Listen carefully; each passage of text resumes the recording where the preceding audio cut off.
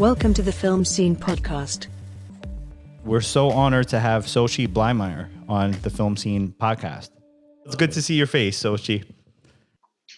Thank you. You too. What's life been like for you under the quarantine? Well, life has been very quiet. I live by myself, so I've kind of gotten into a routine of hanging out with myself. The first part of it, I got to work on, my friend who is editing my documentary was here. Actually, he's just recently returned a few days ago, but he lives in Mexico. So he arrived for the first time in California, in Hollywood, as a movie maker on March 13th. And that was the day we got shut down. Wow. First visit to Hollywood was seeing the inside of my house for the first 5 weeks. And but it got us to start, I got him to agree to start editing my movie. And that was a good thing. So we had the first 5 weeks were actually working in my house, working on my documentary. And so, that's your documentary, Red Dog and Bates. Is that correct? Yes, exactly. And tell us a little bit about your documentary. Well, it's a story that I found out many years ago when I met this gentleman who was a photographer, older man, and he introduced himself as the guy that walked with my dad to Mexico, which he was like, wait, what guy, what walk? My dad's name was Bill Bates, and he and my mom got divorced when I was 5.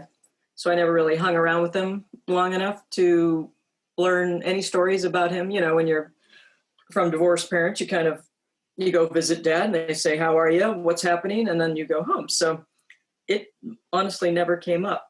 So this, and my dad had died in 2011. So it was shortly after he died, the other man, his house burnt down in Hollywood Hills. Wow. And one of the only things that survived the fire, the whole house burnt down, but the only thing that survived the fire was this cabinet in his garage that when he pried it open, realized it was all his photos and paperwork from this trip that he had made in 1958-59, walking from Los Angeles to Mexico City. That's quite a walk. Yes, it was quite a walk. And he realized, since it was the only thing he had left, that he should reach out and try to find Bill Bates. When he discovered that Bill Bates had literally just died a few weeks after the fire, he found my stepbrother, who was in the obituary, and asked if he could meet him. My brother called me, said, do you want to meet the guy that walked with Dad to Mexico? I was like, what guy? And yes, 100%. So we met him. He brings us this photo album of all these amazing photos of he and Bates. He had brought a Rolleicord camera, which is the little rectangular camera that flips up at the top and you can look down at the lens through the camera at the top. And he brought a tripod and a timer. So he took some of the original selfies. He would set up the camera and he would run to his spot in the photo and he'd take pictures of the two of them all through the desert and the jungle and, you know, wherever they were. But he also took amazing pictures of the Mexican people and the Mexican places that they went to. So the pictures that were left, there were many pictures that were burnt. I know there were so many amazing things that I'll never get to see because they're gone, but we ended up seeing all of these amazing pictures. I got to know him over the next couple years, and then I asked him if I could make the documentary about this story, and he agreed. We started out by interviewing him as much as he could remember about the stories and their walk. He gave me access to all of his photos. The year we started filming, he got sick, so the next year he died. And I was still determined to, finish the movie because it's such a great story. And the story is 1958, these two guys, they didn't know each other. Red Dog, who's also Bill Tynan, he's also a Bill. Red Dog decided he had this great job at Disney Studios. He saw all his friends buying houses, getting married, living in the San Fernando Valley here in California, and said, that's not what I want to do. So he came up with this plan, that this one-man journey to walk from Los Angeles to Mexico City to kind of set his mark in the world. And when Bill Bates across town found out about this guy that was going to make the walk through other friends, he called him until Red Dog agreed to let him go with him. So the two of them didn't really know. Red Dog said, all right, if you have $200, that's good, because I have $200, and I think with the $400 we can get from Los Angeles to Mexico City, no problem. Bill Bates says, yep, I got it. So they go down to the local Army Navy store that's still in existence here on Fairfax in Hollywood, and they buy just a ton of things that they didn't need because they weren't campers or hikers. They were just two young guys that wanted an adventure. My dad was separated from my mom, had my oldest sister, who was 1 at the time. So he wasn't particularly happy, wanted to do something different and figure out his life. And Red Dog, same thing. He quit his job at Disney because he didn't want to have just a regular 9-to-5 job. And the two of them, off they went. And did I say they were 25? They're 28. But still young guys. So, nevertheless. Still young. So October 1958, with these huge 70-pound packs, they head out. They decide that they're going to start on the border of Los Angeles County because Red Dog had gotten arrested a couple times for walking on the highway in Los Angeles. So he decided to prevent any more tickets, they would start on the county line. So they had friends, dropped them off they went, and they made 4 miles their first day, and they were exhausted. Just 4 miles? and passed out. 4 miles? Yeah, Just 4 miles. And it's very funny because they both had journals. So they both wrote in their journals every day what they saw, how many miles they went, what they ate, who they met, which was, for me, when I decided to do this, this was the treasure map that when I was able to go down to Mexico and travel, myself and 3 others, I found 3 Mexicans. One was a producer, one was a cameraman who is now editing my movie, and the third was like an all-around, just helped, like a production coordinator type of a person. Now, before you go on, were both those journals intact? Like, did you have access to both journals? They were pretty much intact. Wow, that's amazing. There are a few pieces missing, but for the most part, we could, from what he told us in the interviews before he died, and then with the journals, we could literally follow their path because they would write what town they went to, what town they walked through. And with these 3 other filmmakers, I flew down to Mexico. I had never met them before. I saw them on like a FaceTime or that kind of thing. I met them in the middle of Sonora, which is the top state of Mexico, with my camera equipment and sound and all that. And we basically jumped into a van for the next 30 days, drove up to the, you want me to get my phone? Sure, if you need a minute. Can Yeah. you- It is a fascinating story, by the way, especially About the both journals. That's something that particularly interests me too, because you're literally getting 2 different perspectives of the same events. That's 100% true, because they said when they started walking, they were walking kind of on the same side of the road, like you would in a normal walk down the street. And Bill Bates walked methodically the same pace all the time. Red Dog was the more excitable one. Like if he saw something that he liked, he would hurry and they'd bump into Bates, or, he'd slow down to take a picture. So somehow they made the decision that they would walk on opposite sides of the road. And then at the end of the day, they could compare notes, and they always saw different things. Yeah. And when you read their two journals, Bates is a lot more detailed than Red Dog, but so at first I only had Red Dog's journal when I first started, because Gotcha. Bates, the other side of the family, had the journal. And your father's journal. It's a whole story there. Right. Anyways, Gotcha. finally I got it, but it was a couple weeks into the Mexico trip. So, but when we got a hold of Bates's journal and put the two together, it was like we were finding more and more people and places and things. So we started at the top of Sonora, which is the Gran Desierto, where they walked 125 miles through the desert, thinking this is going to be the hardest part of our journey. They didn't bring enough food. They misunderstood when someone said there's going to be a fruit stand, which was a fruit inspection stand. So they had already walked a ways and said, well, we're just going to keep going. And it was hot in the day and cold at night. And they were, they weren't normal travelers or hikers, but they just were determined to do it. Yeah. They got through the desert, very happy with themselves.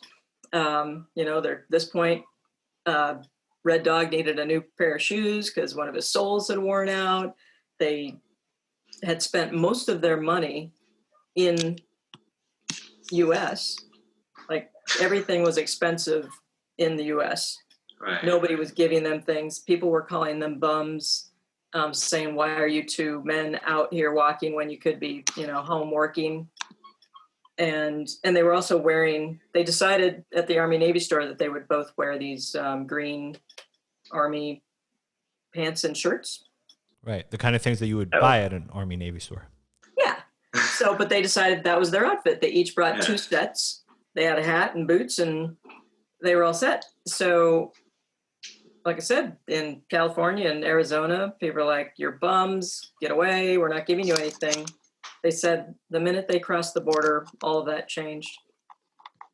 The Mexicans had the whole different attitude about travelers. If you were a traveler in Mexico, they would ask, how can we help you? And these were people, the poorest of the poor, and sometimes the rich were offering them, you can sleep on our porch, or let me serve you some beans and tortillas, or, if they had an extra peso, they would give it to them because they were concerned and they wanted the travelers to be able to make it to their destination. It wasn't even a question of how, helping or not helping. So, do you want me to continue? Yeah, this is amazing. And it's amazing that they were met with that level of hospitality as soon as they crossed the border, which I find really pretty cool. Yes. And thing is, neither of them spoke Spanish. They were learning little by little as they went into Mexico, but they were approached with things like these. They came up to this house. They were very hungry. There were these 4 like cowboys that looked menacing. They said they were 4 brothers, and they asked if they had any food. And one of the guys said, "Como no?" So they turned and ran away, and one of the guys grabbed them and dragged them into the house. Well, como no means what, of course. Oh, okay. So this is how little Spanish they knew. Yeah. And the guys sat them down and they talked as much as they could, and they were served lots of food. So that's kind of what would happen. And after they got through the desert, this was one of the first places they ended up with those 4 brothers, but they walked through a town, and it was the end of the day, and some policemen picked them up to take them to jail, which they were like, okay, great. We're already being thrown in jail. Turns out back in those days, if you were a traveler and you needed a place to stay, you could go to the local jail and they would give you a place to sleep for the night. Wow. So that policeman was just watching out for them. They did say they served them some gnarly food that had flies, and they were kind of forced to eat it because they were being offered food. Yeah. But in reality, it was just yet another case of, hey, we want to make sure you're fed, and we want to give you a place to stay. And they didn't stay at that first jail, but they did find out why they were being taken to jail that time. But it was early in their travels, and they weren't quite ready to trust that it was true. But later, as they journeyed south, they realized if they couldn't find a place to stay, or if it was bad weather, they would either go to the local jail, or they would go to like the local city council building, and they'd see other people there sleeping. Like it was a thing for people that just didn't have a place to go, and they'd spend the night, and they'd, keep on their journey. That's so cool. Yeah. My goal when I went to follow their path was to try to find people and the places and match the pictures that I had to locations. And we did. It was at the time that we filmed, it was 58 years had passed, and we found either family of people that might have died since they had written about them. We found people that actually were the people that they met and that take care of them. They remembered them? Oh, when what we would do would drive into a town. We'd go to the town plaza, because every town in Mexico, or at least 99% of the towns in Mexico, have a plaza.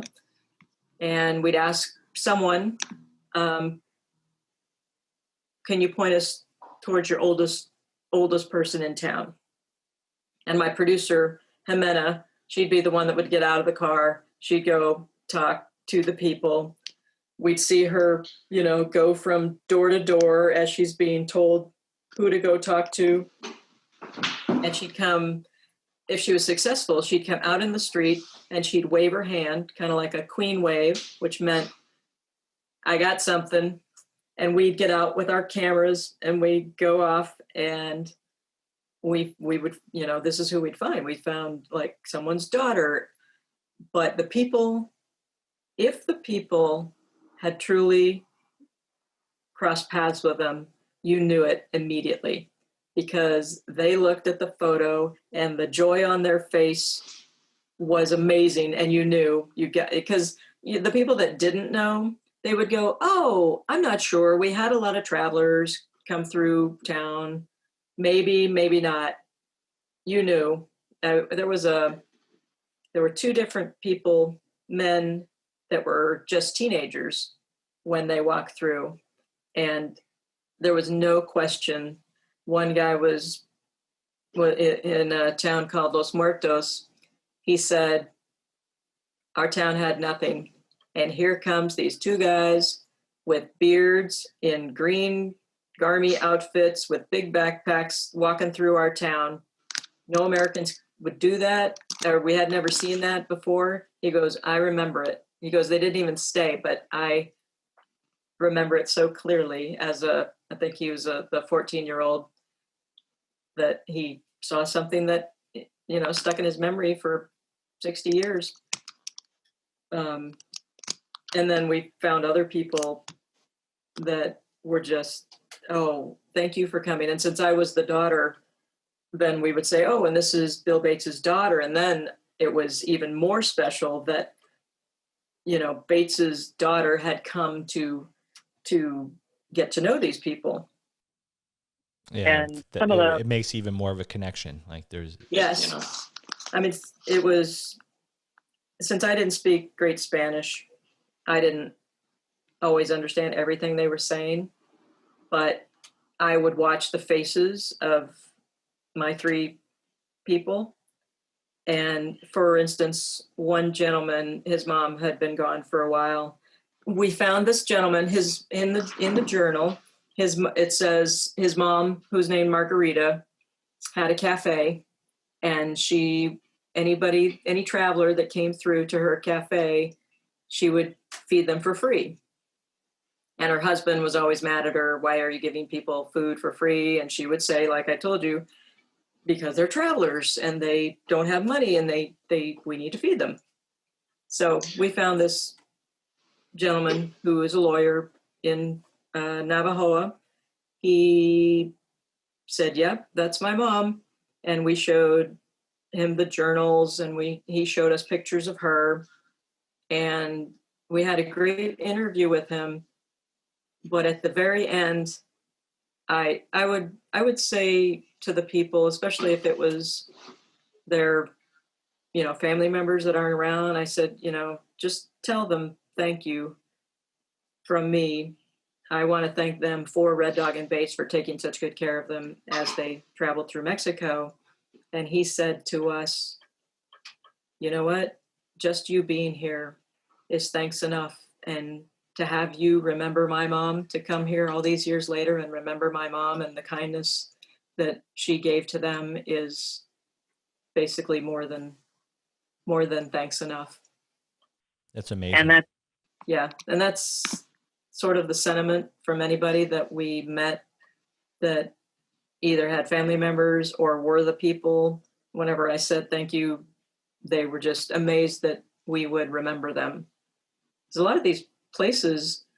There's one town we drove through, a small town, and they told us where we needed to go to find this family. We drove down like 10 miles of gravel dirt roads, and suddenly there's this little tiny town. Sure enough, the family is still right there. They were like the only people that we saw in town. The gentleman that was mostly written about in the journal had died, but there were like 10 family members that were all greeted us, had us come on in and hang out with them. And they talked about us and about us, how amazing that we traveled all this way just to say hi, and film. I mean, it was the most amazing thing ever to meet all these people. Yeah, it's quite a journey, and that's quite an amazing thing that you retraced their steps and met these people that they had met, or their family members, or that's really interesting. So yeah. Is the documentary coming out soon? Is there any specific plans of a release, or? That's a very good question. So the filming is done. There's only a couple things that I would like to film once I see a cut of the movie. I've just had a little bit of challenges with editors, and It's tough editing a documentary because there's so many ways it could go, unlike a narrative film. then there's so much footage, and Right. I've been funding it myself, so I don't have a whole lot of extra money to just like give it to a full editing company, a post company to do anything fancy. So up until I get a rough cut, I've been depending on an independent editor to help me, and I don't know how to edit, so I probably could have learned during the quarantine. Anyways, when Timo, who was the cameraman, came to California in March, he hadn't realized, it had been 4 years since I traveled to Mexico with them. He hadn't realized that I had been having trouble finding an editor. He thought I had lived in Hollywood. So of course, there should be an endless amount of people that want to spend their time working on my movie, which isn't really the case. Right. Of course, everybody's got their As own you know, things. you have your own projects. Everybody has their own projects, Yeah. and honestly, people want to get paid. If you're good at your job, Right. you deserve to get paid. I just didn't have those kind of funds, so I had been looking for someone that was good but could work in my budget. So Timo was here, and I asked, he realized we had watched the cut from the previous editor, and he said, it's good, but if you would like me to, I feel like I could make it better. And I said, absolutely, please. And the thing is, he was on the trip to Mexico. He was there for almost everything that we shot in Mexico. He speaks Spanish. he has listened to the interviews of the Mexican people and is finding these little gems in there that these people have said that I just getting a translation from some other company. That's not what came out in the translation. Yeah, he's finding. It sounds like he's finding the nuance. Like exactly, you are correct. And he would come. I gave him my office, and I'm in here, and he would come running in saying, "Xochi, you'll never believe what I found. You never believe what this person said."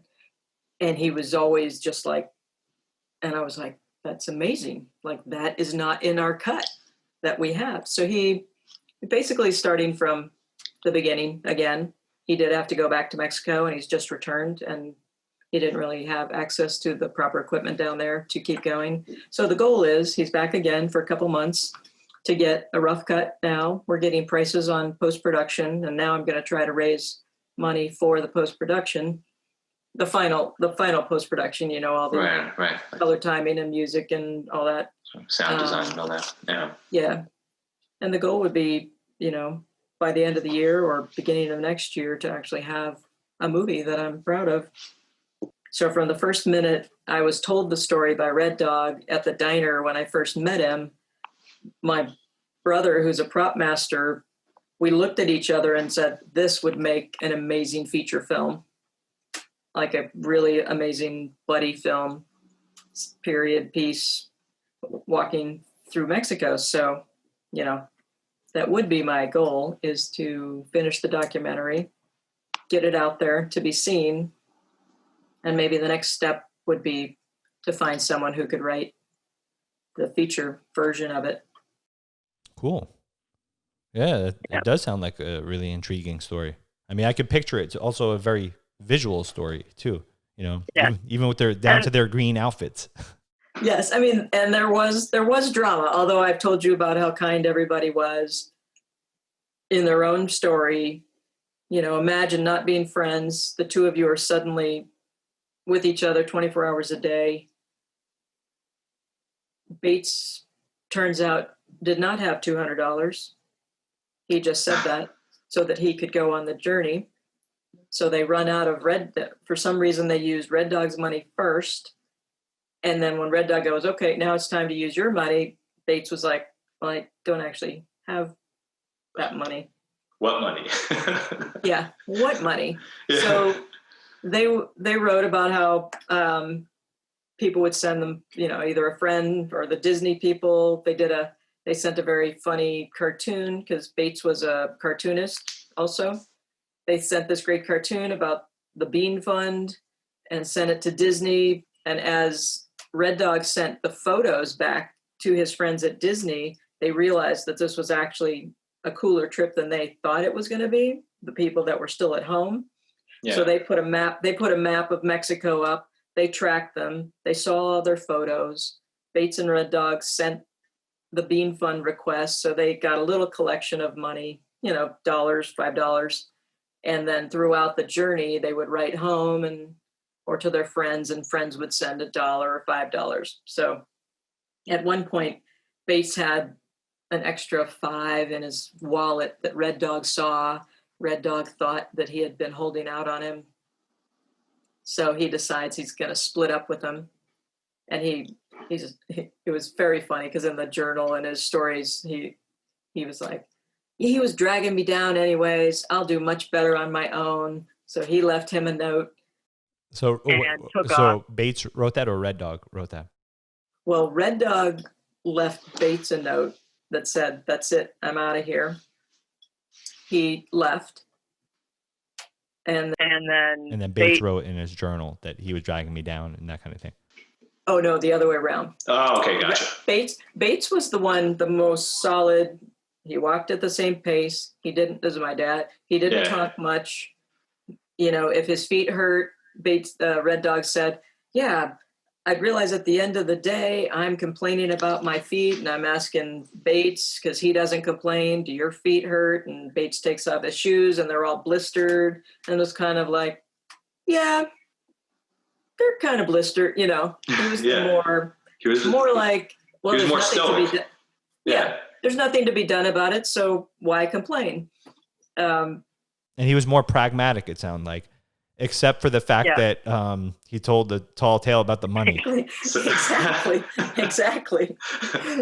So not only do I have their journals, but all of the letters that Red Dog wrote home to his to his mom, to his friends at home, all those people gave him his letters back as part of, because his goal when he returned from Mexico was to maybe write a book or go on tour, something like that. And he did talk to a writer about his story. So he had all the information that he kept with him so that he would be able to refer back to his letters and things like that. So he actually also had a letter that Bates wrote to him apologizing for whatever he had misunderstood. So I have that letter as well.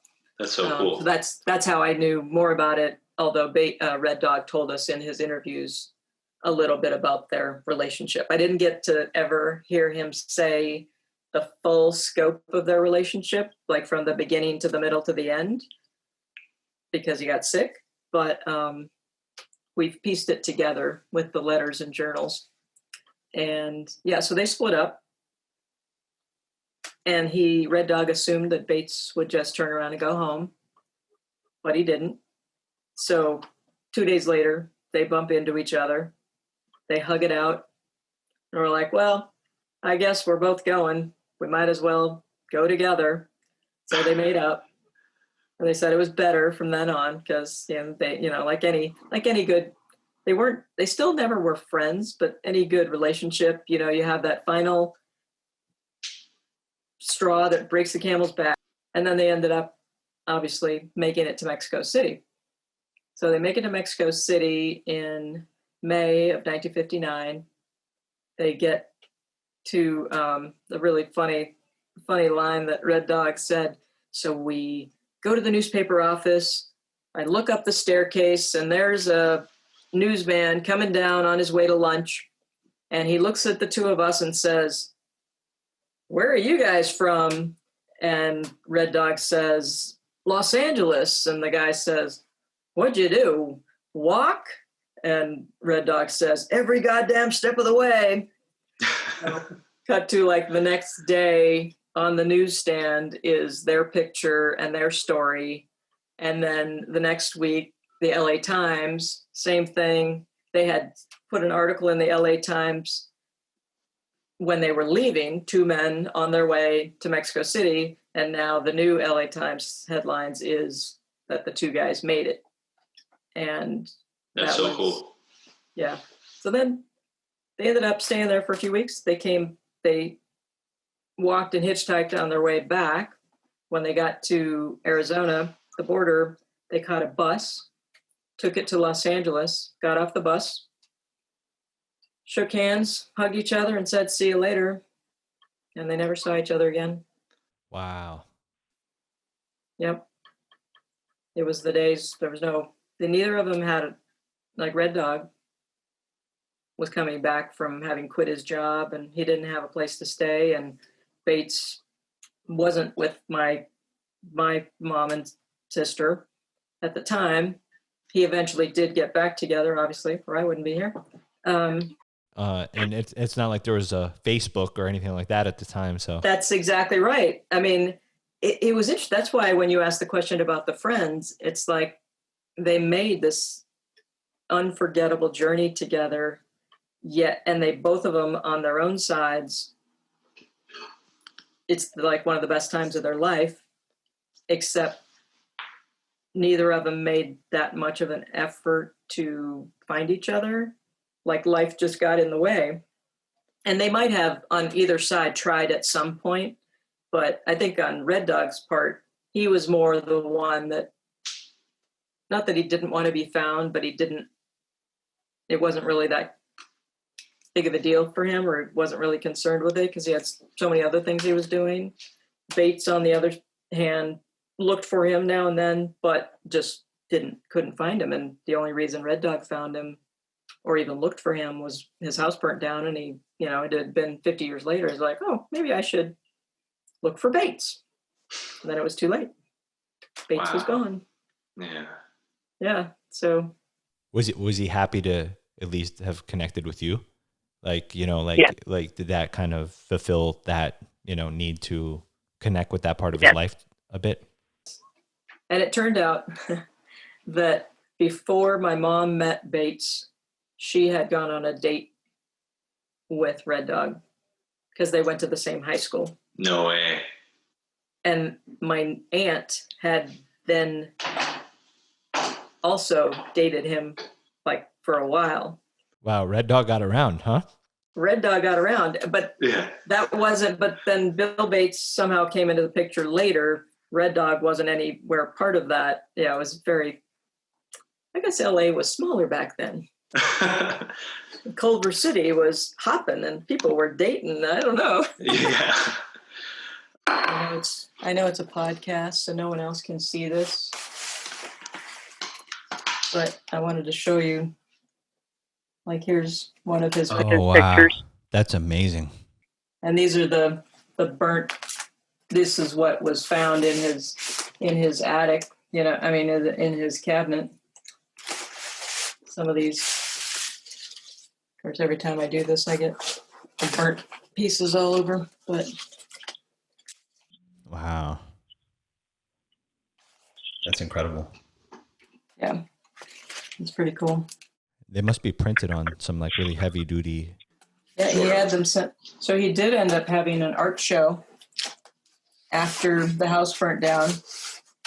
For the first time, he got to display his photos.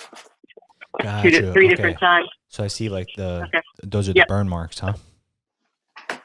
Yeah. Wow. But he made copies of these and got them into an art show. Had all of his art at age 85, or 83. Got to show his art finally. That's pretty remarkable. So keep working, because that's what I'm going to do eventually. No, honestly, that's inspiring, because sometimes I feel like, and I know I'm not unique this way. I always feel like, oh, I should be more accomplished by my age, or, I feel like, and I had a friend of mine she's like super accomplished and like this Emmy award-winning TV producer, and we were sitting in the backyard and I was saying that. She was like, I feel the same way. She was like, everybody that is a go-getter feels that way. I'm like, okay, well, that makes me feel a little bit better. Yeah. I mean, I've been in the business for a long time, but because I chose the path of, the management, being an assistant director, people don't really see me as the creative side, the director, producer, that kind of thing. So the whole point of doing this movie, little did I know how challenging it would be and how much time it would take to get the actual final movie together. I wanted to, when I met Red Dog and he told me his story, it got me thinking that this could be something that I could make to kind of present myself as a creative person. Yeah. Granted, I started this, 5 years ago, so well, it takes I might be 80 when I finally finish it, but I was just like, how do I have someone give me a chance to do something different than just be an assistant director? I'm good at being an assistant director, but I wouldn't mind doing something more. So I thought that this would be a way in. I just chose a documentary that took way more time than I thought. Well, it's a totally remarkable story, so I can't wait to watch it.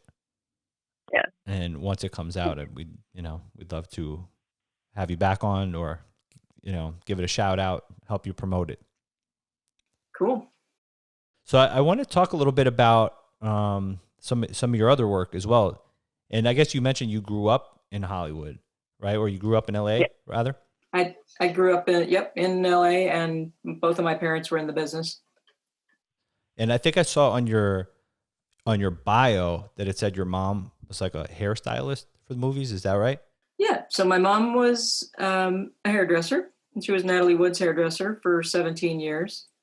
and did primarily features. And then my dad was a gaffer, and he did features as well. And when I say my dad, when Bill Bates was my biological dad, and then my mom, shortly after they divorced, met Pat Blymyer.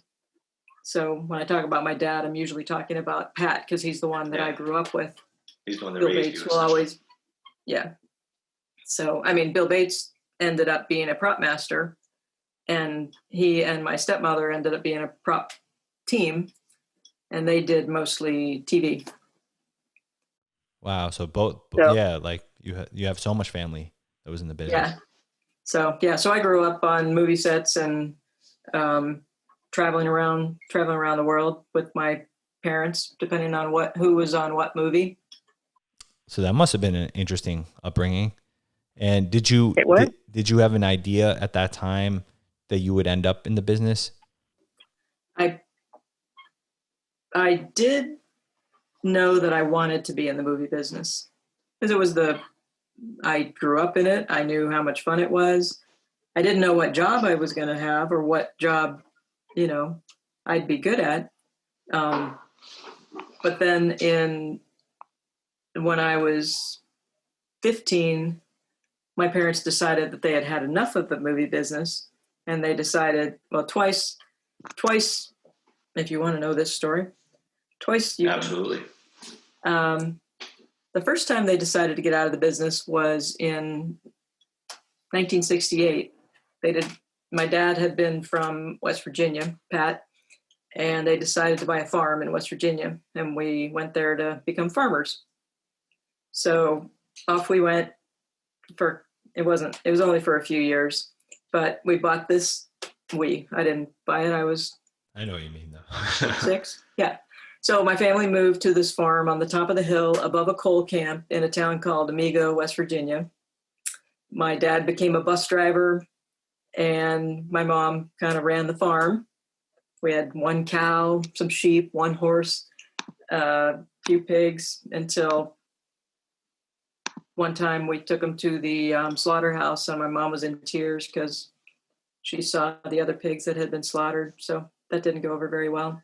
Like, we weren't meant to take our pets, because of course you're not supposed to name your animals if you're going to slaughter them. Never do that. Yeah, that makes sense. You get very sad later. Anyways, we're on the farm. We ended up, because they thought it'd be a great place for underprivileged kids to come. The state says, no, you can't have kids there as like a summer camp, but we do have a lot of foster kids that need a home. So I ended up with 9 foster brothers and sisters for a short period of time. So here I am as a kid up on the farm in my overalls with all these other children. It's almost like the Waltons. Yeah. And then a few years go by, and they ran out of money, and they're like, all right, I guess we better go back to Hollywood and earn some money. So we moved back. They got back into the business, did a lot of features. And then in 1978, they decided again, okay, we're done. And this time they bought a country inn in New Hampshire, the Snow Village Inn, and ended up running the inn for 10 years. So I moved back there in the middle of high school, and we ran the inn. They kept it for 10 years. Then they had built a house across the street. They sold it after 10 years. And when I was back, this is a long version of how I ended up in the movie business. I thought, well, now what do I do? Because a lot of people in the movie business grew up here. So that's how you get in. So I ended up going to college at University of New Hampshire. I was a math major for some reason. That's interesting. So you're great at math. I used to be. I don't think my brain is cut out for it anymore. Maybe if I studied. Yeah.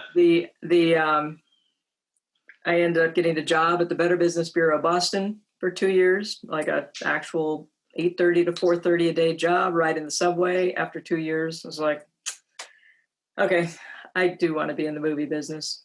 So I got in my Volkswagen Rabbit and headed west. When I got here, my sister lived here still, lived with her for a while. My dad ended up coming back really once they bought the inn. My mom pretty much retired. She did a couple other shows, but my dad would go and do a movie, and that's kind of how they kept the inn running with that extra money. Because if you ever buy an inn, you will not make money. But it's a nice place. Definitely a nice place to live. Yeah. So my dad came out here to work. So I went and worked with him on a couple of his movies as a stand-in. He introduced me to a producer who got me a job as a production assistant on a movie called Red Heat with Arnold Schwarzenegger and Jim Belushi. And that first AD hired me to help him schedule because I actually had computer skills at that point. And it was when computerized schedules were just becoming a thing and computers were just becoming a thing. Yeah. So I did all his inputting into the computer. So even as a first-time production assistant on a set, I knew the schedule. Gotcha. I knew, yeah. So it was just like a natural sort of segue to get involved in being like an AD, essentially. Exactly. And like my mom went to hairdressing school for hair. My dad just had an eye for lighting. I didn't necessarily have any of those skills that I knew of. So when I got the job as the production assistant, it just kind of continued. And then I got into the Directors Guild in 1991.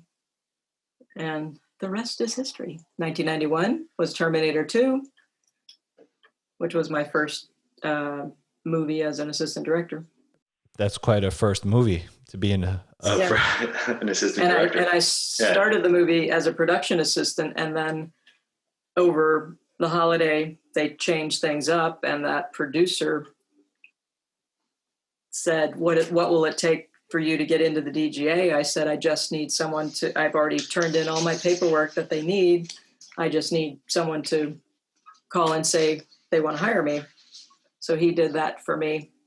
He DGA to kind of fast track going through my paperwork, and January 2nd, 1991, I became an assistant director. That's pretty cool. That must have been an exciting moment for sure. It was. Yeah. And I mean, for people that are in the industry, like a lot of the people that are listening to this podcast are filmmakers, but for those that, and obviously filmmakers know the importance of how important an AD is to just running a set in general and just everything, going according to plan. But for people that might be fans of cinema that are listening to this podcast, but don't quite understand how things work behind the camera, and they're just not familiar with what a first AD does, maybe you could shed some light about just describing what an assistant director does. Sure. So, there's what I'm doing now. Is that what you'd like to know? So as an AD, there's 3 different ADs on a normal set. If you were watching the credits, you would see first assistant director, you would see second assistant director, and then further down the credits, you'd see second assistant director. Which is hysterical, by the way, because I always wondered how that term second AD instead, why didn't they just go third? Someone just said, I'm not ever going to be a third. Now, if you watch a movie and you see third assistant director, then you know that movie was either in Canada or in Europe, because that's where it is first, second, and third. Here it's first, second, second. Why? I do not know. And they also have a additional second, which is below second. So nobody's ever not a second or a first. As the second, which is what I started in, so as a first, your job is to come up with a schedule while you're prep. So you have 2 stages of setting up the movie. You have prep, which is when everybody's figuring out what we're actually, you get the script, and then everybody in the crew, that's a different department, breaks down their script for their department. For me, I break down a script, meaning I read what the scene is, where the scene is going to be, who's in the scene, what props they might be using, what their if it describes what they're wearing, if they're beat up, that they need special makeup, if there's a dog, if there's a vehicle, all of this stuff is put into a scheduling program that I do for every scene. So I take the script, and that's how I break it down, put all the elements that I see listed in the script and put it in a schedule. After that, we start having meetings about concept meeting. The director and the producer get to tell all the departments, what do you want this movie to be about? What's this scene mean? And it helps all the different departments determine how to continue prepping for the items or sets or things that they need to prep for according to what the director and the producers want. For me, I just basically keep taking notes and adjusting my schedule to how other people are interpreting what we need. We're also going on location scouts. If there's a bar that they need and they pick a special bar, that bar is only available on such and such a Wednesday. I know that in my schedule, I have to take that day working in the bar and put it on that particular day. It's just a big puzzle. As I get information, whether it's a cast member that isn't available except for the last 2 weeks of the movie, well, then I know any work that has that cast member has to be the last 2 weeks of the movie. If that cast member was in the bar that was the favorite location, but the bar is not available, then they need to decide what's more important, the bar or the cast, and then they have to change. So my job throughout prep is ever changing the schedule according to what elements we have or don't have. And in TV, it's every 7 or 8 days. You're putting together a whole schedule with all these elements. It may be a set that they need to build, so that set has to be at the end of the schedule, but maybe an actor's not available at the end, so it's 1 day before the end. So it really is, if you're good at puzzles, you'd be great as an assistant director scheduling. And you can't get upset about it, because you should know that show business, it's always changing. Right. It's only set in stone until it's not. And that's pretty much every day, all day long. That sounds like solid advice. Yeah. And then you can always recommend. Go ahead.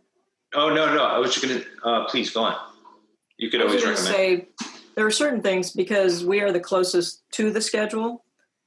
If someone comes up with a great idea, whether it's, sometimes they might schedule for an actor, they may say, I'd really like to do this scene before that scene, because this helps the actor understand what it is that motivates them for the next scene.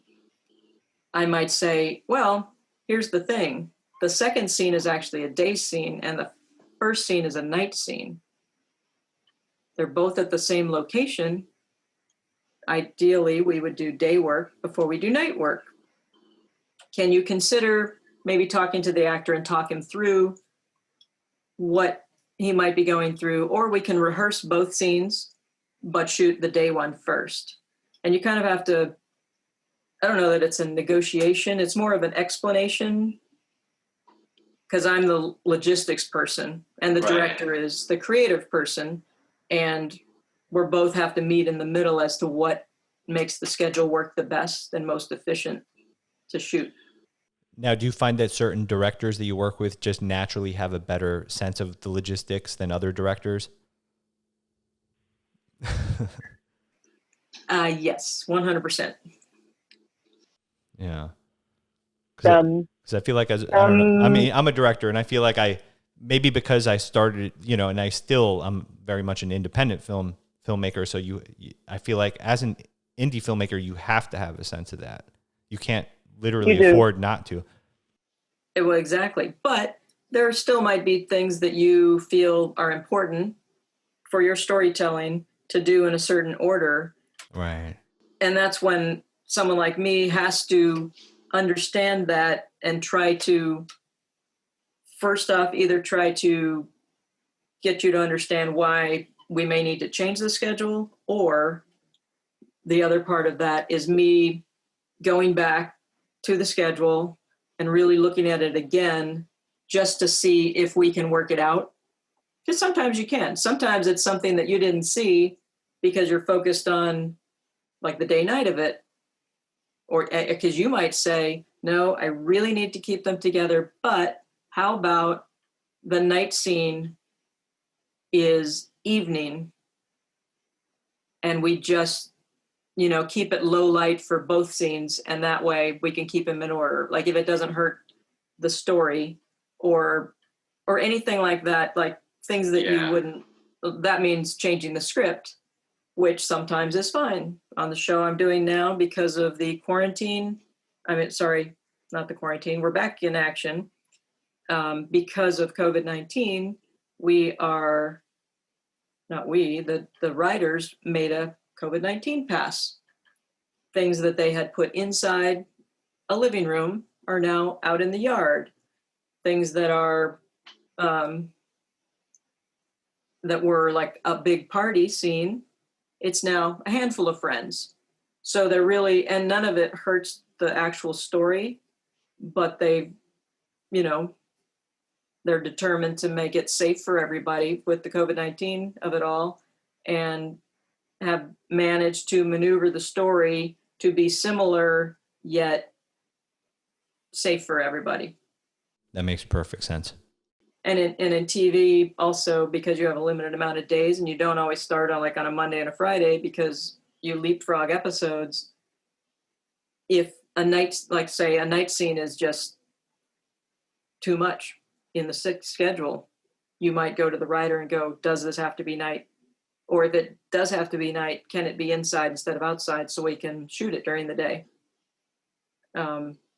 Or same thing as it gets closer to winter, not that you ever really want a lot of night work on a TV show, because the weeks just continue, so you don't get a break from night work. But when the sun is going down at 4:30, then you might go back to the writer and say, we have way too much day work in this script. The sun goes down at 4:30. Can these scenes be night? And in TV especially, they will accommodate you if it works for the story. So are you ever also convincing the production team and the director to shoot day for night, for example, or not really? It kind of goes back to, I'm not necessarily thought of as a creative person. So you really have to approach those kind of questions or suggestions very tactfully. Carefully. Yeah. Yes, tactfully is a good word. And mainly so it's not you telling them what they need to do. Right. I'm sure there are first ADs that do that and just say, this is just not going to work. You need to fix it. I'm more of I'm not like that. Yeah. I will suggest things, but I will suggest things. Hey, had you thought about this? Or, consider this because this may not benefit us. It's all just making sure you're not telling. I mean, in any position, for me as a first AD, I never tell anybody how to do their job because I don't do their job. I can't tell someone to do something faster because it's not my job. If someone is setting up a light and we're running out of time, that's our fault for running out of time. They need to be careful and set up their light the way they need to set it up. All you can say is, hey, do you think you're going to be ready in a couple minutes? Because we'd really like to get this shot done.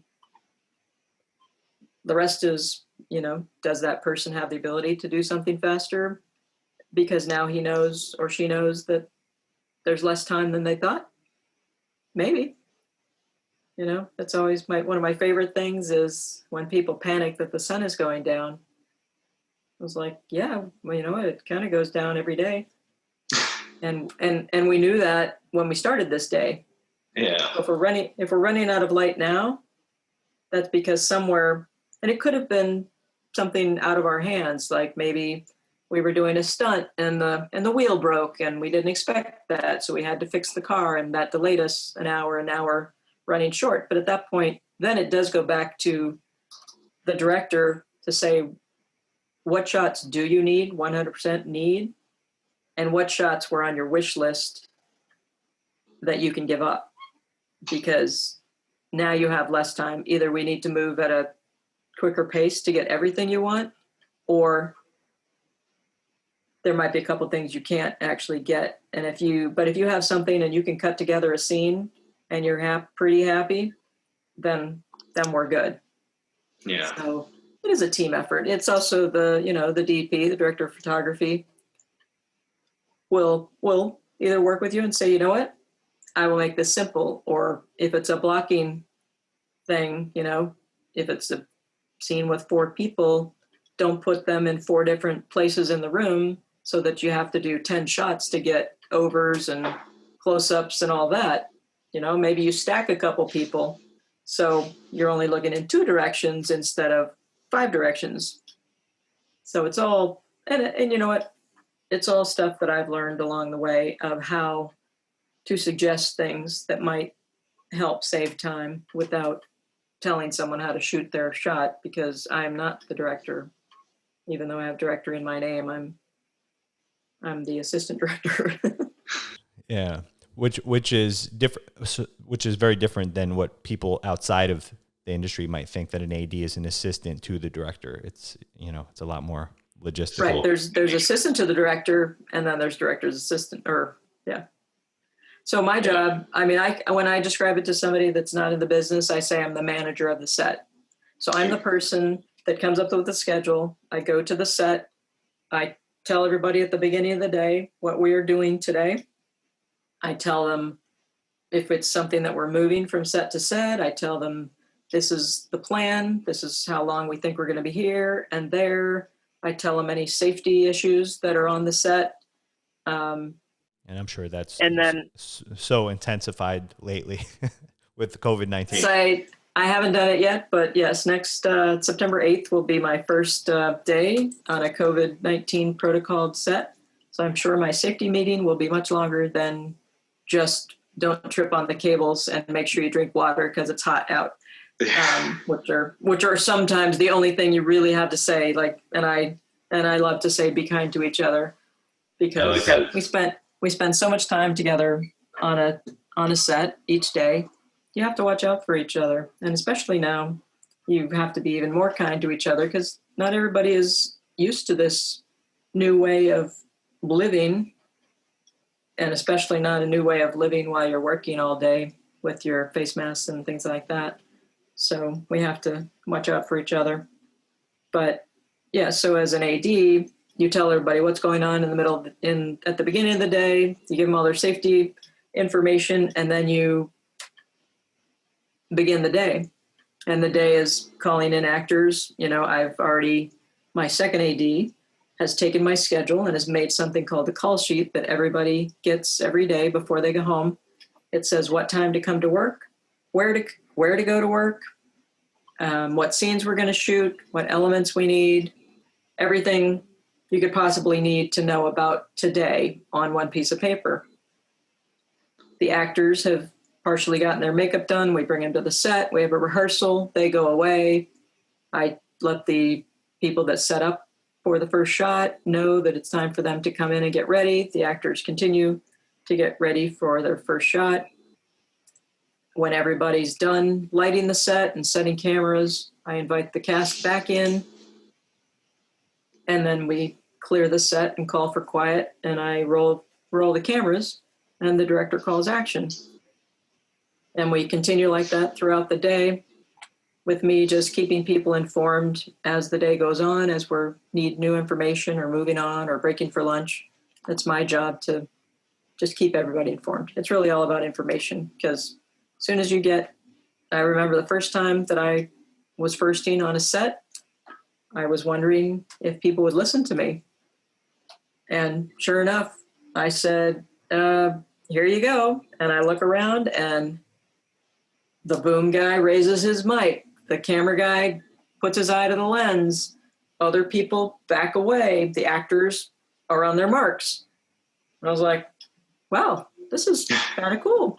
I say rolling and the cameras roll and the slate goes in and the sound guy says speed. And here I'm like, I just said 2 words, but everybody's such a professional. They know their jobs. I don't need to know their jobs. They just know the cues and it all happens. The director calls action and the actors act. I mean, literally if the director forgets to say action or uses another word or they're at a monitor so the actors can't hear them, the actors just stand there and wait. It's a really interesting thing to watch. It is. Even now. I'm always impressed. I know what you mean. So actually, and you've worked with some pretty great directors. Like, I mean, your IMDb is super impressive. You've worked with directors like James Cameron, David Fincher, Richard Donner. I mean, some really top directors in the business. Do you have any stories from working with any of these folks, or is there any of your favorite directors? You've seen them at their best and at their worst, I'm sure. Yeah. Well, you didn't list my favorite, who was Walter Hill. Oh, I love Walter Hill. With. The Warriors. The Warriors, I worked on 3.5 movies with Walter. And he did Last Man Red Standing. Heat. Actually, 4 full movies. Yeah, he did Last Man Standing. That's the one I did just a little bit on. That's a great movie too. I did Red Heat, Another 48 Hours, Geronimo, all with Walter, and Johnny Handsome with Walter. And he, not only is he an amazing director, but he is one of the most loyal people to his crew and some cast. And he believes in keeping the team together. So if you were to watch the credits, if you did a Walter Hill marathon and watch the credits from every movie, you'll see that not a whole lot changes between, like, from Warriors to what was the Nick Nolte one? 48 Hours. 48 Hours. Not that one, but the one before that. I mean, he did Crossroads. Anyways, a lot of his crew stays. That's awesome. Stays the same. I love that. I mean, he hasn't done a lot lately, but I even talk to him every once in a while. I'll give him a call or he'll give me a call just to check in. He's that kind of guy. And that's awesome. It's so funny that we're mentioning him. For some reason, I was thinking about him when I was driving the other day, because I know that I'm really a fan of his work, but I'm also aware that aside from directing films, he's also produced a number of films too. Like, he's also a talented producer. Yeah. You will see his name on hundreds of writing, producing. Like, he's done so much as a director, but then behind the scenes, you'll see his name everywhere as a writer or producer. He's and here's a really funny quick story from the past. My dad, who I said was a gaffer, worked on a show called The Monkees. That was his first time gaffing job, and a gaffer is the chief lighting technician, so he's the one that lights the sets. His first job as a gaffer is The Monkees, and there's a production assistant on that set named Walter Hill. So Walter Hill would get my dad like hamburgers. So when I worked on my first Walter Hill movie, Red Heat, my dad was actually the gaffer on it. In fact, the first 3 movies I worked on was with the same team, as I just said, the crew, and my dad was part of that team. And I got to work with my dad on that movie, on the 3 movies. And that's how I learned the story about my dad saying, yep, I'm still a gaffer. And now Walter, who used to bring me hamburgers, is the director. So it was pretty cool. That is a funny story. But Walter. Oh no, go ahead, please. Oh, I was just gonna say, Walter, he met me when I was production assistant. And then when I applied to the Directors Guild, I had to get letters from different people to say that I had been doing this kind of work and should be let into the Directors Guild. He signed one of those letters, and when I talked to him after I got in, he said, "Xochi, I'm really happy that you got into the Directors Guild, but just know that they have closed a lot of loopholes up since you did. But I'm happy to be one of those people that signed a letter for you. So that was pretty cool. That is pretty cool. And you have to realize I'm from the Bronx, and how often the movie The Warriors gets quoted from literally everyone that I ever grew up with. Like, I'm sure it's happened even in the last couple of months, like, Warriors, come out and play. Yep. Yeah. That's pretty cool. I would love to work for him. I've not been able to. Because you're doing a For lot CD for him. Yeah, you're doing a lot of television work that keeps you busy now, right? Well, I always tell him when I talk to him, he's like, he thinks I work all the time, which I've been lucky to work a lot. But every time I talk to him, I'm like, when are we going to do a movie together? He goes, I'm the one not working. You're the one working all the time, Xochi. I'm like, no, but I would definitely, if you got your movie, I'm like, how can I help you get a movie? Because I want to be your AD. That's awesome. So, yeah. That's really cool. So, and I also saw that you worked on a movie that I feel like nobody talks about, but I saw it in the movie theater when I was a kid, Blown Away with Jeff Bridges and Tommy Lee Jones. And I just remember being a kid and seeing that in the movies and really loving that movie. Seeing us blow up Boston. Yeah. Basically, yeah. So it was a really fun movie. So I went to Boston. At that time, I was a second AD. I ran base camp, which means I was where all the actors get ready. And I was the one to wrangle the actors and making sure everybody's getting ready at the right time. And I would send them off to the set. And then if everybody was on the set, then I would get to go to the set. So I did get to witness many of the explosions and things that we did to that town, which was a lot of fun. Jeff Bridges was amazing. Tommy Lee Jones was scary. Jeff Bridges' dad was such a lovely man. I remember going into his trailer one time because it was my job to go get them when it was time to go. And he was so quiet, laying on his bed. I was really worried. I was like, oh no. Because he was an older man. And you see in the movie, there was a scene where we strapped him to, what do you call those? The playground, those metal discs. I know what you're talking about. I don't know what they're called because where I grew up, they didn't really have them, but I've seen them. I know what you're talking about. Yeah. So it's like a carousel looking thing. Yeah. It's a piece of playground equipment. Yeah. Because they wanted the scene done in evening, we had to shoot it over 3 or 4 days. And it was this old man, Lloyd Bridges, who we strapped with all these bombs, obviously fake bombs around his chest. And it was gloomy and drippy weather in Boston. And he's strapped to this piece of playground equipment that's slowly spinning around. And then one of those days was the day that I had to go in and wake him up after lunch. And he wasn't moving. And I was like, oh my God, you killed Lloyd Bridges.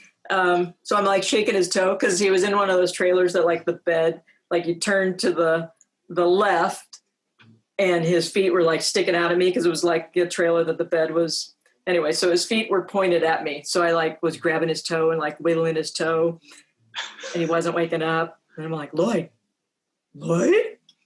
Finally, it was oh yeah, hi Xochi. Okay, hi. I was like, oh my God. That's an intense moment. Jeff Bridges was amazing. He just as nice as be. He had this really cool camera that I actually have one. I just have never learned how to actually use it. I don't remember the name, but it was a lens that does a 180.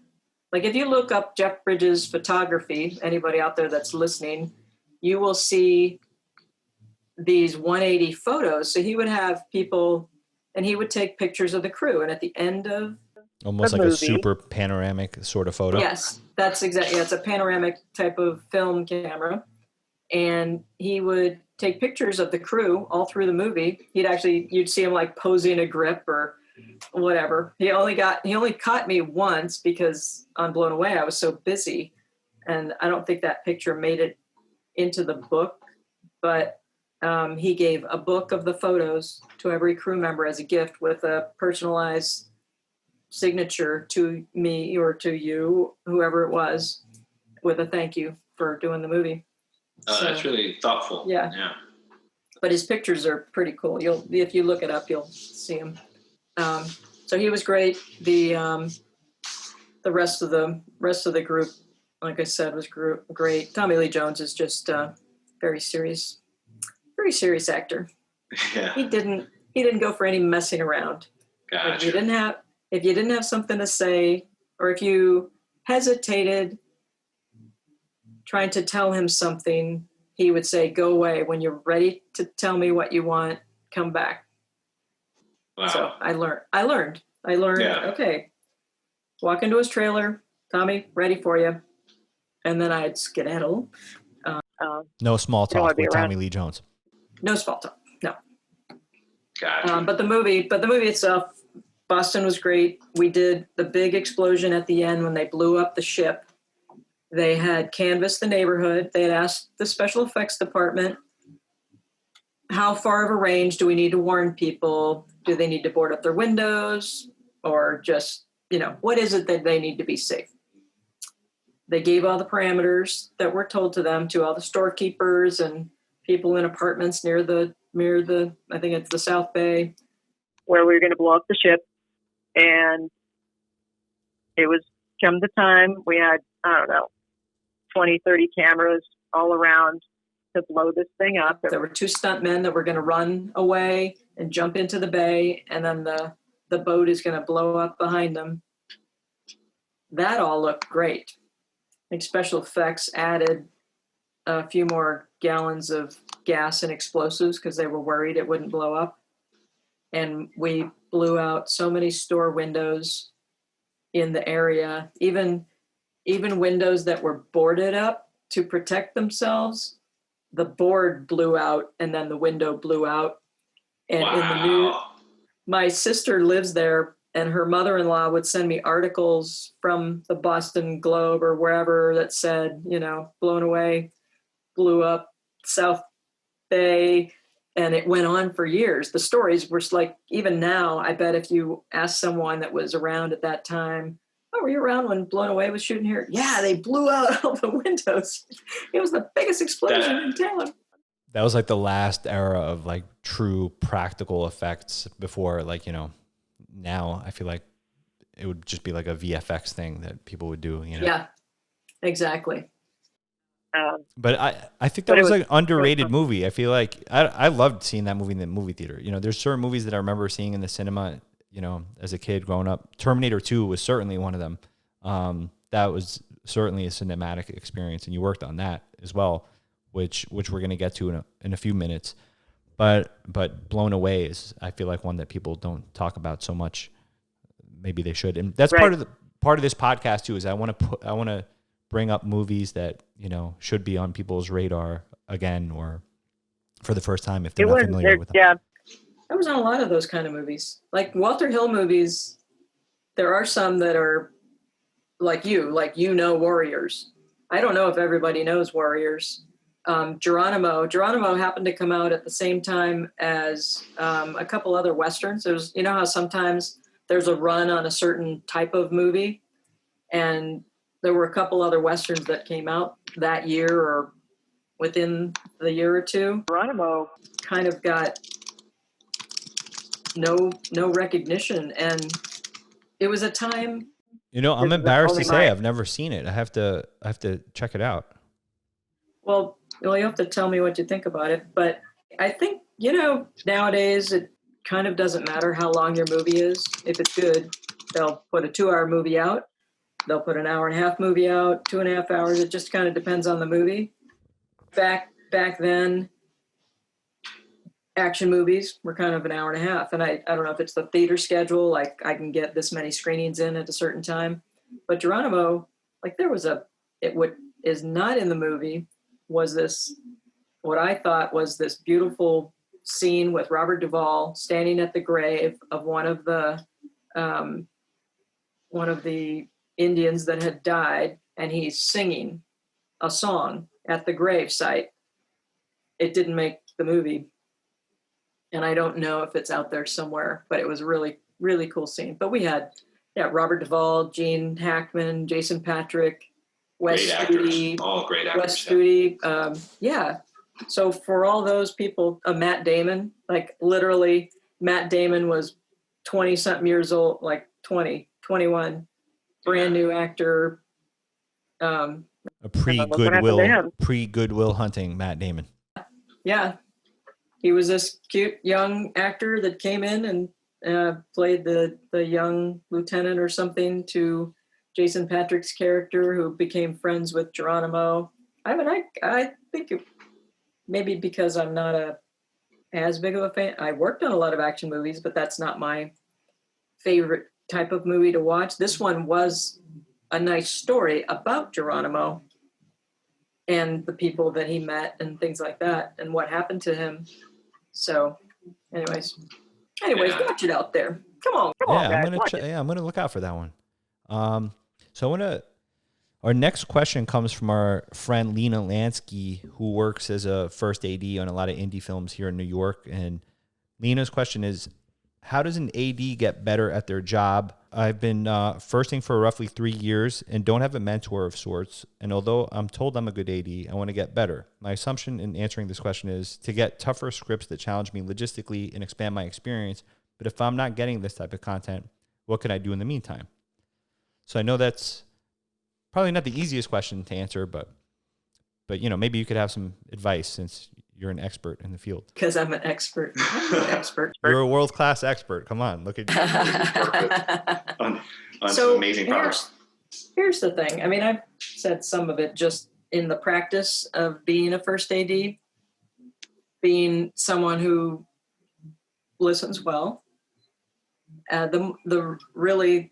The more you schedule a show, the more you figure out the nuances and how you can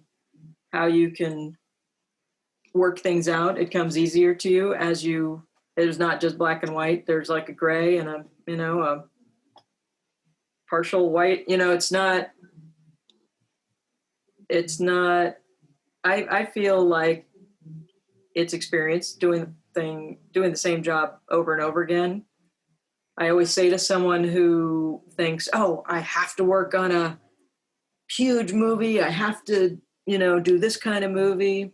It's like, well, yes, it's great to be able to work on all those different kinds of movies.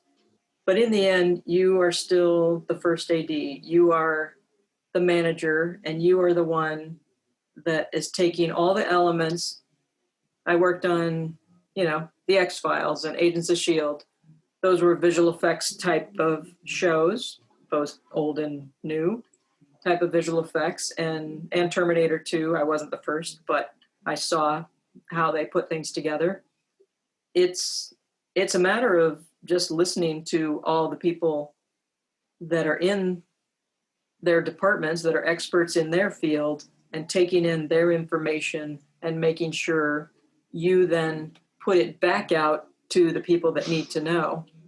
And the more you do it, the more you figure out that that's your main job. You are the hub of all the information is coming to you.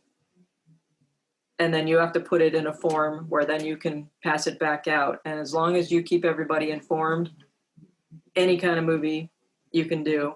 Sure, it's not as comfortable your first time on a big stunt because you think, I need to know everything about this stunt or I'm not a good AD. That's not true. There's a stunt coordinator, there's an effects foreman, there's 10 different departments that are involved in this one stunt. You just need to know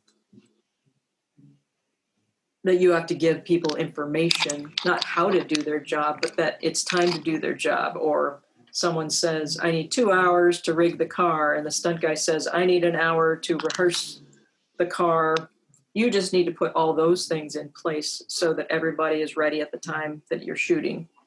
And in the end, as long as you know it's safe and you've had your safety meeting because the special effects guy has told everybody this is what's going to happen, this is how far away you need to stand, the stunt guy says, don't stand in that corner because the car could go that way. As long as you're listening to all of those people, suddenly you are now an expert on being an assistant director on a stunt unit.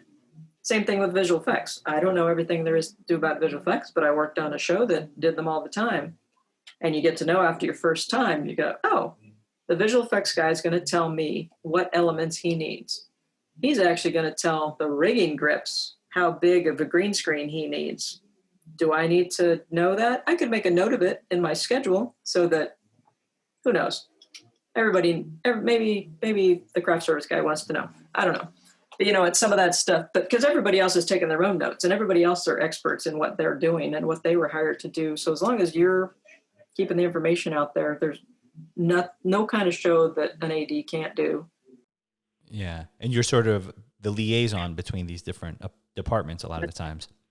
That's correct. And, people come to us and say, what about this?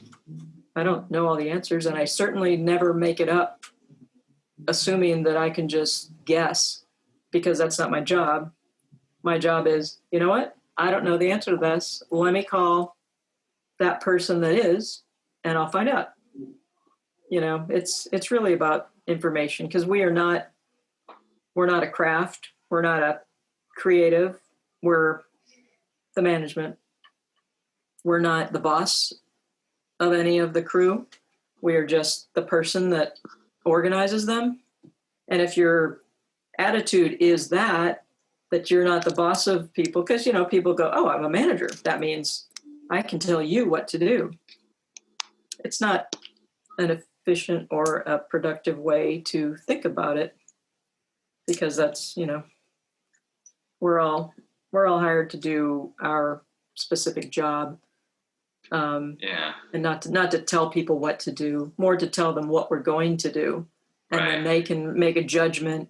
And if, certainly every once in a while there's a difficult person that, especially, for me, I'm short, I'm female. I have had a handful of people throughout my career not want to listen to me or call me little lady or whatever.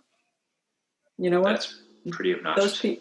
Those people are few and far between these days, because I do tell people what they're doing, and they do appreciate that I give them information. And if I don't give them information, they'll come and ask, and I'll say, oh, you know what? I'm sorry. I meant to tell you this was the last shot in this scene, and we're going to move after this. So yes, pack up your stuff. And then, they're like, okay, great. Thanks for telling me. So in answer to her question, you just learn. Every job you do, you pick up some things that you won't do the next time, or things that you realize work better. I don't think it's because I grew up in the business that I can talk to anybody, but my thought is, the way I've always been, is every day when I go to the set, whoever it is, I say hello to them. Could be the laborer, could be, the executive, whoever it is. We're all working. We're all on the job. My job is one thing and your job is the other, and I'm going to be friendly and happy, and that's the way it's going to be. It doesn't always sit well with some people that have hired me, because they don't expect ADs to be happy. That's funny. That's interesting. Sort of a silly thing, because we are making movies. It's not brain surgery or.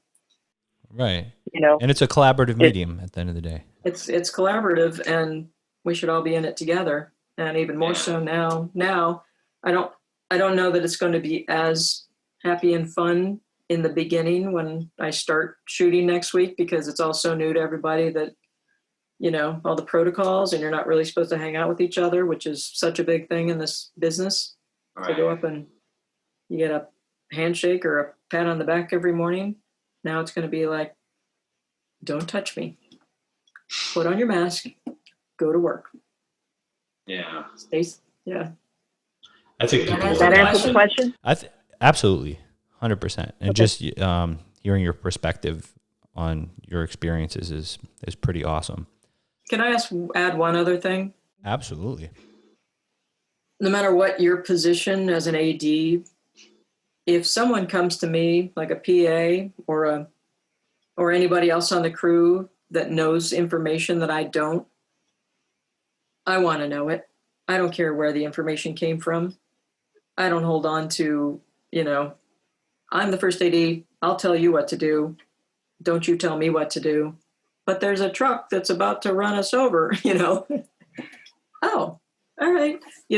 Just listen. Like you said, it's a collaboration. And it's a collaboration from the bottom to the top of people. So as long as we're all working together and listening to each other, it turns out a much better product, because who knows who has a better idea.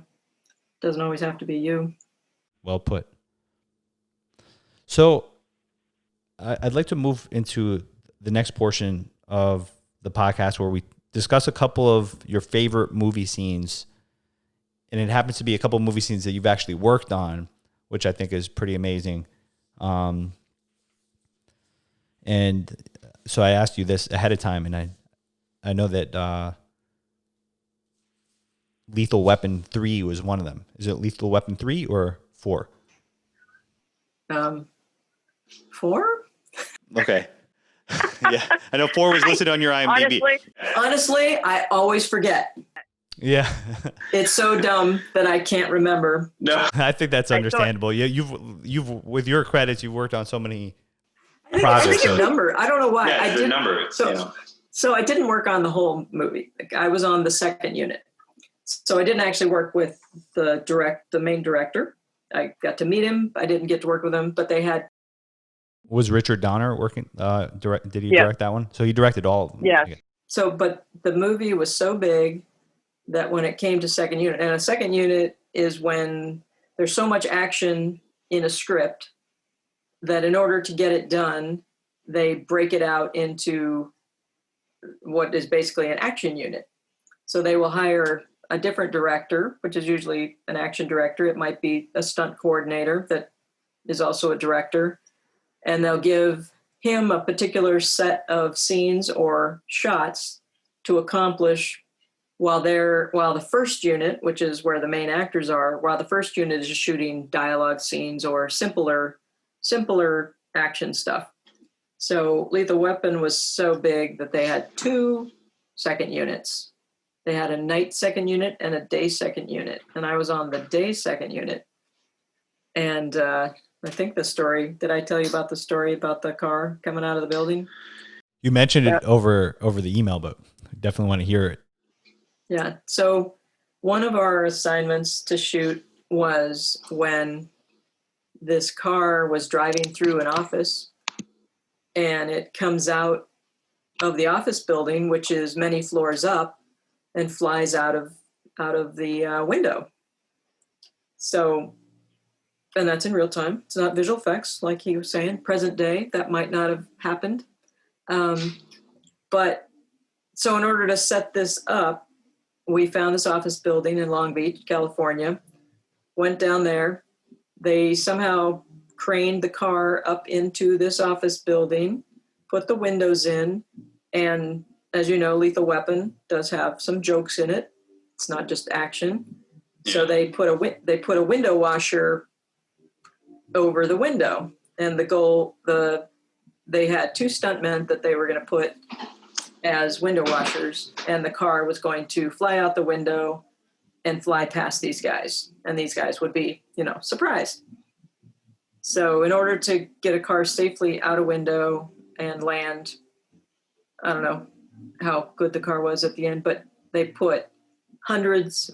Stunt people use cardboard boxes, just simple cardboard boxes that they build, and they make piles and piles of them so that when something, whether it's them, a person, or a vehicle comes out of the window or whatever they're doing from a high fall, they have a softer landing on the cardboard boxes. So they've created this enormous pile of cardboard boxes. There's stunt people everywhere. They get the car ready. The guys are up on the window washing thing, ready, set, roll camera. I was not the first AD. I was one of the seconds. Action. The car comes racing out of the windows break, it lands, everything's great, except one of the window washers actually got clipped by the car. Wow. And was like almost dangling on the window washing thing. And it was not funny. Yeah. They're watching it back. They watched playback and realized it looked like they killed the window washer. So they thought, well, that's not funny. And so we had to reset it, which for that was a huge setup in itself. And they kind of assumed they would only do it one time, but we had to go do something else. I don't even know if we went something else or we just had to take a couple days off while they put the car back up, put the window back up, Put the cardboard Same boxes. exact. put the cardboard boxes, build them back up, and do it again. And the second time it did work. The guy did not get hit, and it actually was funny. If you watch the movie, I hope it was funny. And it just shows what a huge setup for one, in the movie. I think it's in the movie. Yeah, it's in the movie. It's just like, 3 seconds or 5 seconds. And it's multiple days of many, many people getting set up, people getting hurt, then recovering and getting back out there and doing it. It was a pretty crazy shot. That is pretty crazy. And I definitely would have assumed that they used something more intricate and complicated than cardboard boxes. Perhaps because my brain always overcomplicates things, but I definitely assumed that there would be like some super complicated landing sort of mechanism, but just to hear that it's cardboard boxes is sort of funny. Well, because once the car comes out, they do have to do their calculations and figure out how far it's going to go. But then once it actually lands, it's just dead in the water because it's landing in these boxes and the guy's taking his foot off the gas. And there were 2 stuntmen in there, one playing, I think it was the 2 main characters. And it just lands and stops. So there is, if you look up, if it's Lethal Weapon 4, car out the window, there is a video on YouTube, I think, that you can see it. I'm going to look that up for sure. That one little clip. So that was, I guess I've done a couple shows with things coming, like Terminator 2, there was a scene where the motorcycle's coming out of the windows. Yeah, and it's funny because I was watching that again more recently, and I definitely noticed the stuntman. Like, it cuts to the stuntman. I'm like, that's definitely not Arnold in that shot when like the motorcycle goes off the ledge in the highway. I'm like, it cuts to a wider shot, but it's definitely not Arnold. Yeah. No, it was his stunt double. Yeah, I mean, back then, Terminator 2 at the time was the first movie that was over $100 million to make. Yeah. Now it's kind of like, oh, let's just drop in the bucket. But back then, that was a huge budget and the only one at that time. But visual effects, although amazing in the movie, once you see the final procedure, now it's like, oh, just put up a green screen and visual effects goes, oh yeah, that's fine. You don't have to do anything. We'll fix it later. Back then it was, Robert Patrick's character, who was the melty man who the T-1000 split into pieces. They made a model of like when he got cut in the elevator. I think she stuck a knife or something. Is that what it was? They made a model of Robert Patrick that was like split in the middle and made silver on the inside so that they could have like a stand-in piece of what he looked like in the end. And then they would take it back to, their computers and fix it. There was, when he melted on the ground of the final sequence, that big factory, he melted into a bunch of pieces. It was like literally like a bunch of balls of aluminum foil all over the floor that we shot. And then they take it back to the computers after we shot it, and they turned it into actually liquidy silver. So that show, cool. It took about 7 months to film that. And I was just going to say, I know that you said one of the fun moments, the scene that you wanted to talk about from Terminator 2 was, I guess, under the bridge. And that was, I guess, the first time in the movie when Yeah. when the Terminator, Arnold Schwarzenegger's character, first appears. Yeah. It was just, as I said, as you said, everybody collaborating, everybody's working together. And when it comes down to it, you do whatever it takes to get it done. Not anything unsafe, but, Right. you help each other. And, no, you can't help each other break union rules or any of that. But there was just this one time, it's, if you've watched Terminator 2, the way they both appear is naked under a bridge at night.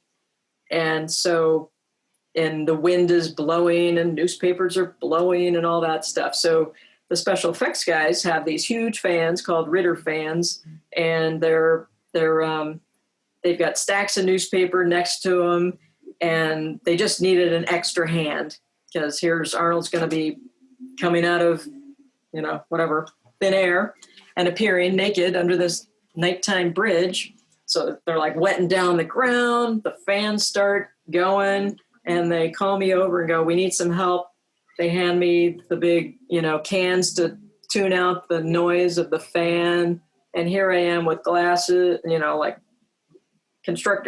welding glasses and cans on my ears. And they're like, all right, just take this stack of paper. We're going to turn on the fan and you're just going to throw the paper out into the air. And it was cold. It was windy. It was loud, but it was one of the most fun times because you're just participating and creating something that later, you're going to watch on the screen and go, man, this looks fantastic. Wow. The weather is crazy there and he's appearing in the wind. Little did you know that I was standing on the side, like, that's pretty cool. Crazy with my paper and everything. Yeah.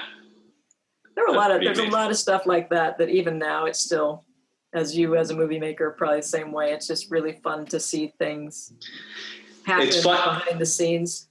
Yeah, no, it's amazing to hear that story, and the opening sequence certainly holds up very well. A lot of things in that movie hold up so well. It's such a great film. But, I do always think about the fact that there are certain movies that I just feel like you feel like the full impact of those films watching it on the big screen. Like if I were to just watch that movie for the first time on the TV, like just somebody discovering it for the first time, I would like it. I would think, oh, like this is really cool. But I just remember how much of a cinematic experience it was watching that when I was like, 10 years old or whenever it came out. Yeah, it does make a difference. I mean, even when the movie finished, usually they, when they put it all together, sometimes they will have a big screening for the cast and crew to go see at a movie theater. So I got to go see it. And like I said, it was my first movie after I got into the Directors Guild. And for some reason, the producer gave me a really nice credit. So first off, it's this fantastic movie and you're like, oh, this is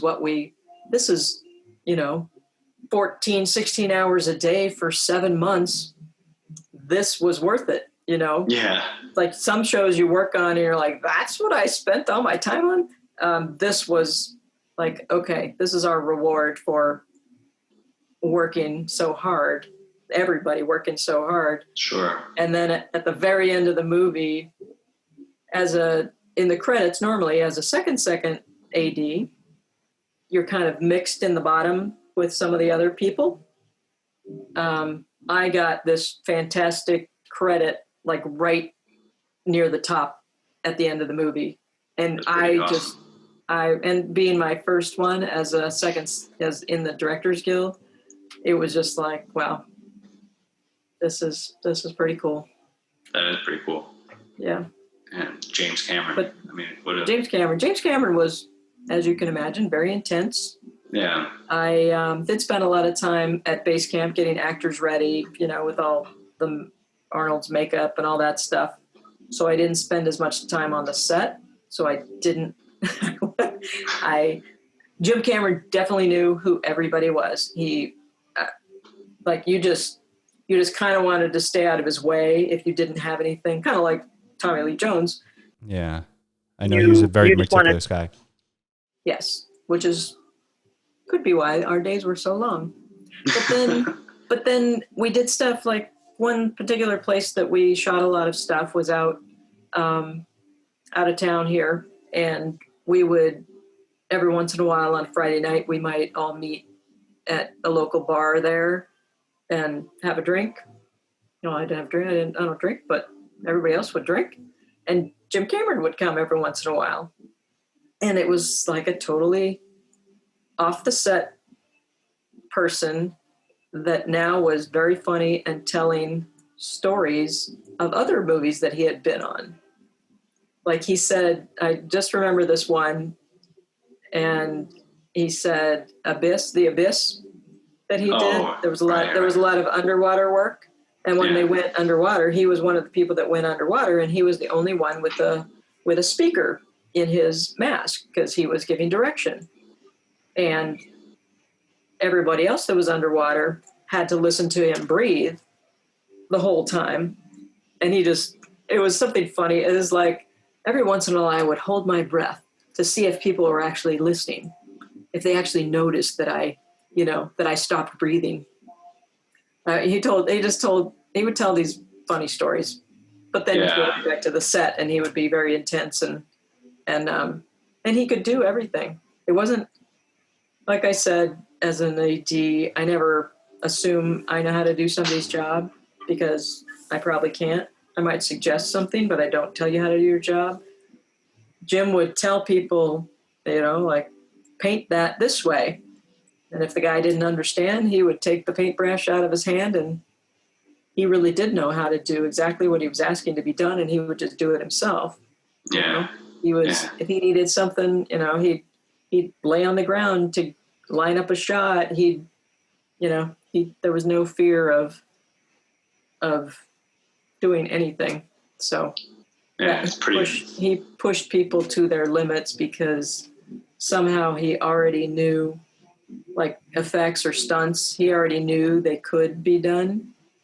So if someone said, I don't know, Jim, he goes, no, well, let's work it out. Let's try. And sure enough, those people would pull it off because they knew that he knew it was possible. They just had to go figure out how to do it. So like all the effects and stuff, that's why they were so amazing, because he knew that it could happen. So he wasn't just somebody saying, I want this. They were like, no, really, you can't do that. Well, I don't care. He actually... Yeah, he knew precisely how it could be achieved. Yeah. It's not like he didn't do his homework and he figured it out before asking. Nice. Yeah. So, first of all, I'm really excited to watch your documentary when it does come out. I know, there's still a little bit more work to be done, as you mentioned earlier. But when Red Dog and Bates comes out, I implore everybody to watch it. That's a listener of this podcast. Is there anything else that you would like to mention, or any noteworthy things? What show are you working on now? I'm on a TV show called Animal Kingdom. That's on TNT. It's on its 5th season. We stopped in the middle of the 5th season because of the shutdown, and we're just now getting started again. I definitely heard of the show, so I'll definitely check it out. Yeah, it's good. It's about a family in Oceanside that they're just not very nice. They pull a lot of heists. They're kind of a surfer. Oceanside is down near San Diego. So they're kind of surfers that do bad things, but they're a family, so they stick together. And you watch the first episode and say, these guys are too awful. Why would I ever watch the next episode? And then you realize I need to watch the next episode because I want to know what happened. The next thing you know, you've watched them all. But I started working on it last season. So I started in the 4th season. Now we're doing the 5th season. Like I said, we have a half season left to go because we got shut down because of COVID-19. Yeah, it's fun. The only thing to conclude is, even after all these years, I still love what I do. Obviously, I'm trying to do the documentary to maybe see if I can do something other than being a first AD, but it's definitely not to get out of the movie business, because I loved it when I grew up in it, and I love it now. And if you can work with good people, then it's easy to continue. Absolutely. Never think you have to suffer. Yeah. That's it. Well said. Well, Xochi, we appreciate you so much. I personally appreciate you being so gracious with your time and really enjoyed our talk. And Thanks for having me. I really appreciate you even considering having me. I was lucky to have met you in comic book writing class. Yes, that's right. Yeah. And I don't know if it's too early for you to say about what's in the work for the comic book situation. Maybe, I don't know if that's something you want to leave as a surprise for when it's ready. But yeah, well, we took this really fun class and we each wrote comic books. So I decided one fun way to show Red Dog and Bates would be in comic form. So I'm excited to see what my artist comes up with. And that might just be when you go see the movie, you might get the comic book as well. Well, from what you showed me so far, it looks pretty outstanding. So that was pretty cool, right? Very.